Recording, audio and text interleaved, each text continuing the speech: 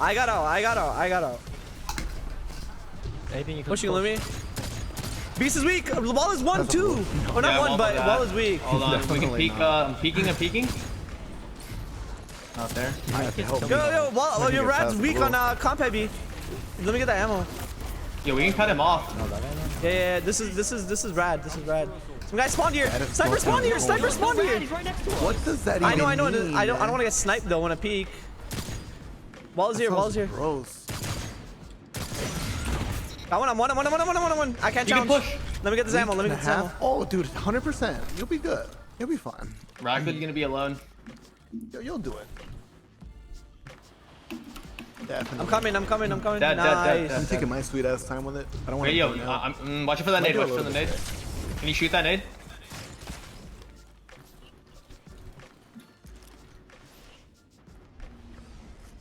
Put a barricade. I needed the barricade.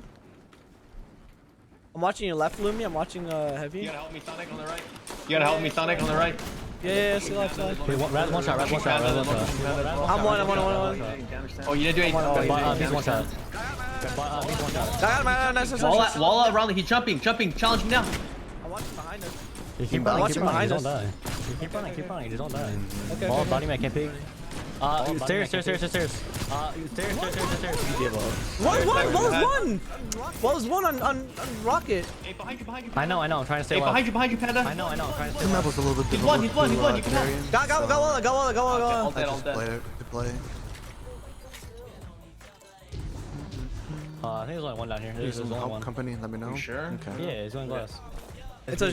He might have. No, he doesn't have smash. Yeah, push this now. Pushing you, Lumi. Play by you. Oh no, he's pushing back. I got double bodied. He pushed me. Huh? What?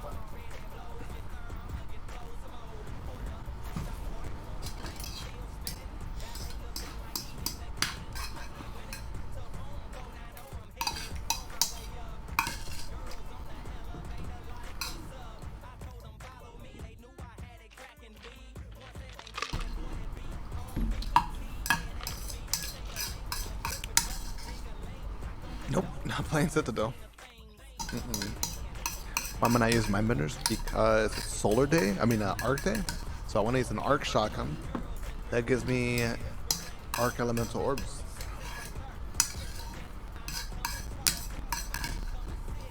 I get not really true, but I get kind of triggered when I'm playing, and then people are using like different elemental orb stuff. I'm just like, bruh. Things would be so much more fun if people would use elements on set day. That way you get more of the elemental charges. Right now it feels like I have to be getting all the arc elemental kills to get my thing. I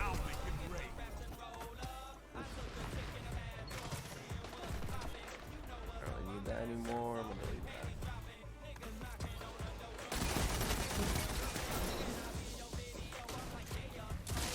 In a bag. Fuck.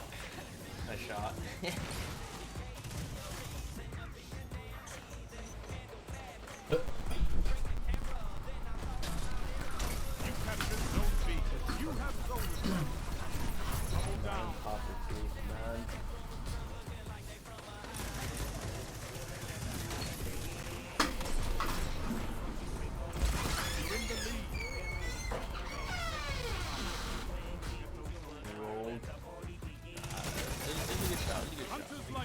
Oh my fuck. Yo, Leopard with the host. Thank you. Broken bot? No, the bot isn't broken. It's on a cooldown. Try it again. You Lumi. Leopard, I love you, man. Thank you. Nice machine gun. Tell the t-shitter it's amazing. Don't worry, I can buy it again.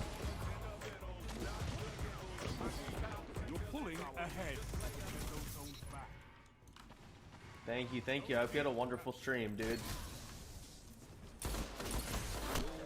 Oh my god, the machine gun, bro. Probably not Lamb. That's actually a good actually a good PvE roll right there, dude. I don't really need that anymore. Thank you, Leopard. Yeah, there you go. It worked. In honor of being tagged by the D1 legend. Wait, which one were you? Who was that even? I don't remember. Seems like my team is not bad. Yeah, dadding it up with the furnace to finally get my. I mean, you know, if people call you a dad gamer, you get, you know, you're just like, well, I am. You know, I'm a father. Lagging. Dave. I'm the Dave. I mean, yeah, had to bag you back. Are we in the? Oh, I got a different lobby. I'm gonna put on my machine gun. Yeah, is it good now? For the 42. See, you're getting to experience skill-based matchmaking, aka making good players lose every game. I mean, that was one game. That was just like, you? I'm not even running. Like, if I really wanted to win, I would be running like a meta loadout. Even though, like, yeah, Rose is really good, but if I really wanted to win, I'd put on the last word. You know? Yeah.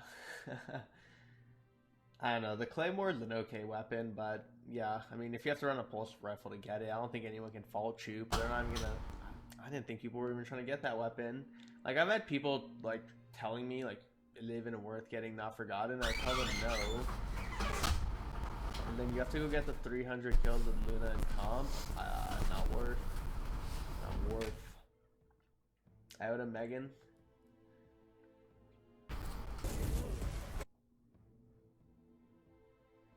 Is there another tournament today? No, on the weekend. No, last word is definitely broken. Exert favorable effects on the host. It could be bacteria, but there are yeast versions of probiotics as well. And like I said, some of them are not alive. So the new big thing now is that we have spore forming probiotics. So they're not alive, but they form spores, which are sort of like latent forms of bacteria that will then give rise, you know, theoretically in the gut. And then a prebiotic is a fiber or a carbohydrate that would feed those bacteria. So we don't have to. So you can supplement either one of those, but you wouldn't necessarily have to. So some cultured foods do contain what would be considered probiotic strains of bacteria. And then fruits, vegetables, whole grains, anything that contains soluble fiber or resistant starch, those are all examples of prebiotics. So they're just prebiotic, naturally occurring in the food. So you don't have to supplement those in your diet. And I think it's ideal probably not to. There are definitely benefits to certain probiotics in specific disease states, but there's not like a kitchen sink. I've even seen the term broad spectrum probiotic. I think they're like borrowing from broad spectrum antibiotic, and that really just doesn't exist. They're very strain specific to the point that some strains are even only effective so far in pediatrics. Got it. So it's like you can't say that, yo, this one crazy trick is gonna work for everyone, you know. And then there's also some evidence that perhaps it's not ideal to take probiotics because in some cases they can actually interact with drugs or delay reestablishment of your native microbiome like after a course of antibiotics. So it's definitely something that needs to be taken with care. Okay, so the fact that my poop screen's no big deal. Okay, that's what I got from that. That's what I got out of that. Now, I do want to know you mentioned specifically, I think, here in the West, how, what is it, the foods that we eat, where you said it's not an ideal gut health scenario. First question is, why do you hate the West? And then second question is, how does that come about? Yeah. Capitalism! That was not convincing. No, I'm kidding. I didn't buy that. No. You need to have a little more. You need to sell that more, unironically. Okay. I can't make that claim though because like I just love Australia, so that counts, right? We eat a westernized diet out here. Yeah, it's upside down America. Yeah, we'll take it. Exactly. Yeah. So yeah, I like want to relocate out here. It's like America plus. Wow. It's America almost as good. Thank you, Eric, for defending the free nation. I know. It says the Canadian talking to the guy with permanent residency in New Zealand, who's in Australia right now. Yeah, we're all expats. Various degrees of traitorism. I don't remember the second question. We're on what I guess you call permanent vacation. That's right. So the question is, you mentioned the Western diet specifically not being ideal. Have they also studied other diets, or we're talking now? Yeah. Oh, yeah.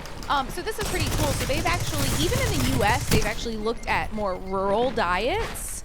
And rural doesn't mean like Macca's / McDonald's. It's just kind of a higher fiber, less refined grains, usually higher in what we consider to be, like healthy fats or / lower in saturated fats, and especially in developing areas of the world. So when we look at places like West Africa, places in South America, where they're eating a very agrarian diet. So it's grown next to their home. Yeah, pretty much. Yeah. So it's very high in fiber, high in whole grains, fruits, vegetables, and then very low in processed meats, and overall just a less processed diet.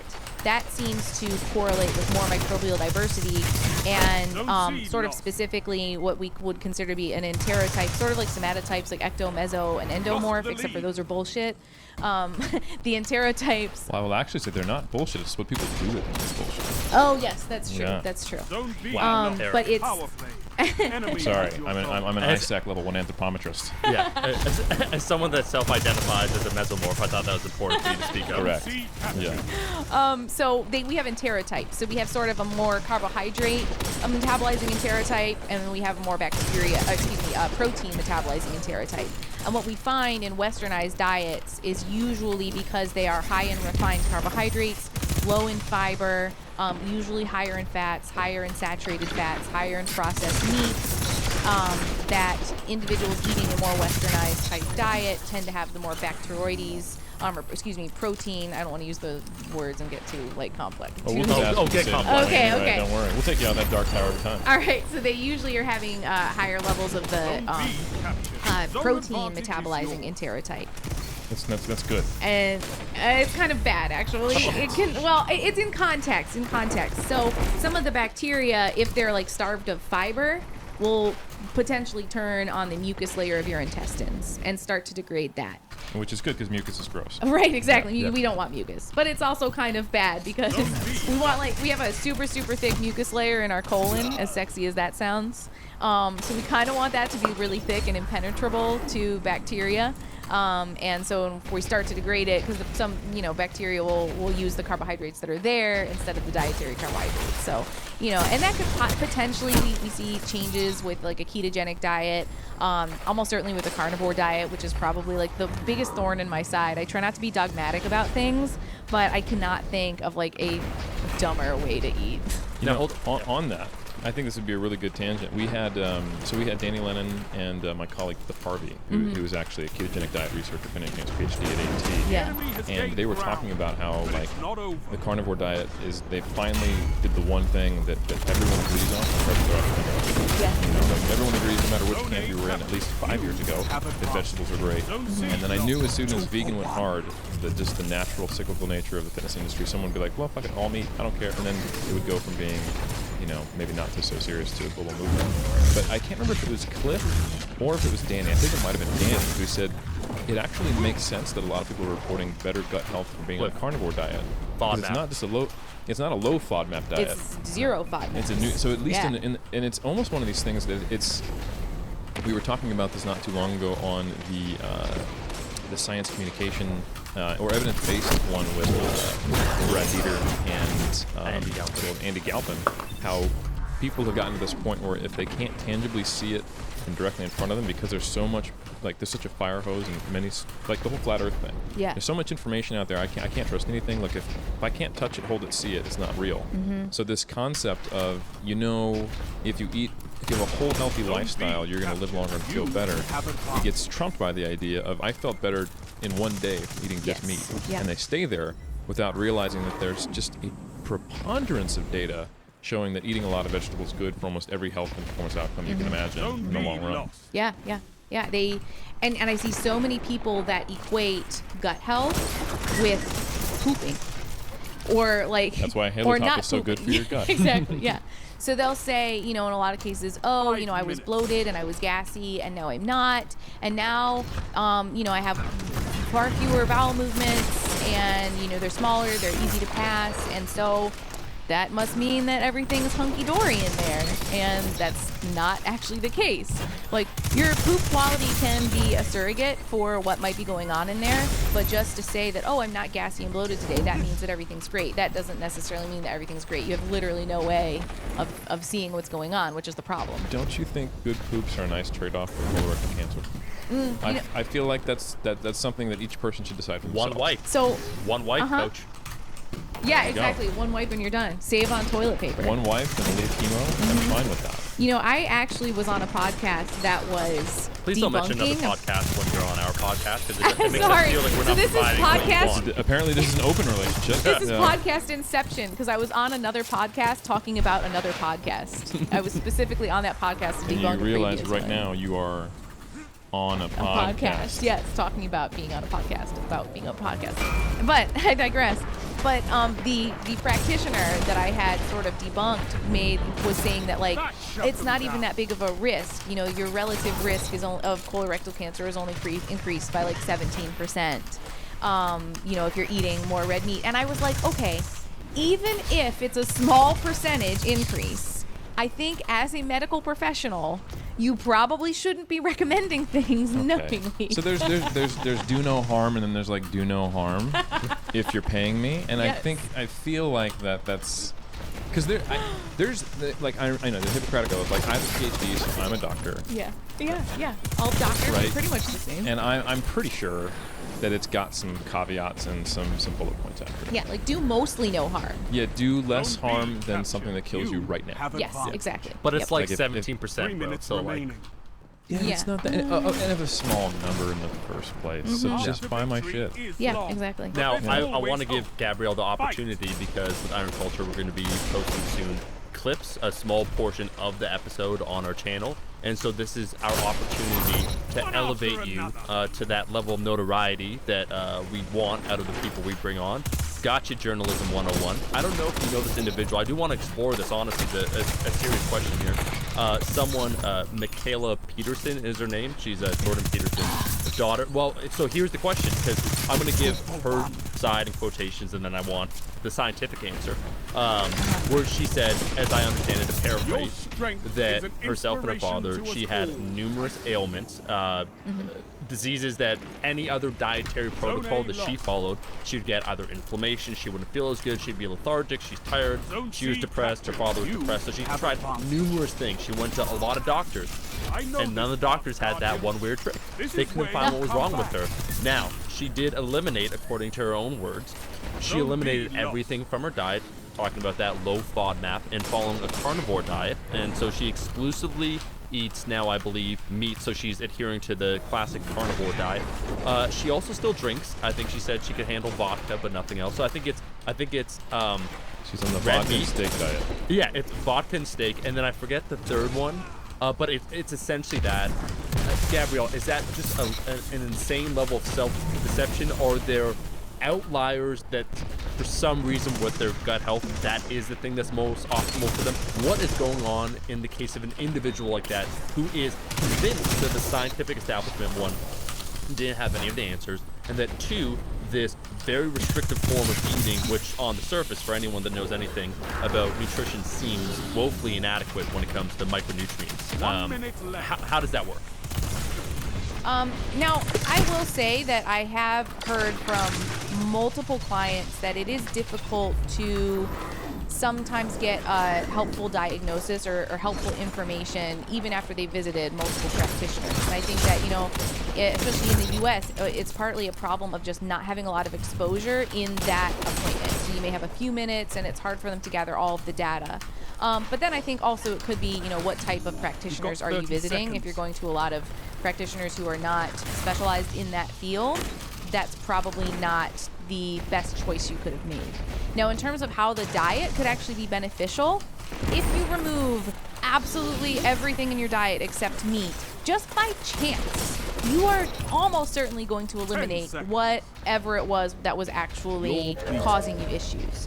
So she certainly, and because yes, the microbiome is correlated with a number of different disease states and autoimmune diseases and things like that. We know that there's a connection, but it is really just by chance that she eliminated whatever it was that was causing problems. And she can't actually say that it was all fruits and